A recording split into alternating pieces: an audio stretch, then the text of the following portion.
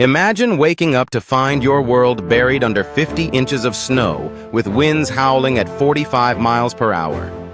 This was the reality for the eastern United States during the Great Blizzard of 1888. Striking on March 11th, the storm raged for 3 days, creating snowdrifts as high as 50 feet. New York City, Boston, and Philadelphia were completely paralyzed.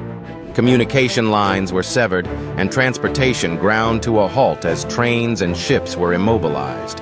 With temperatures plummeting, the blizzard claimed over 400 lives.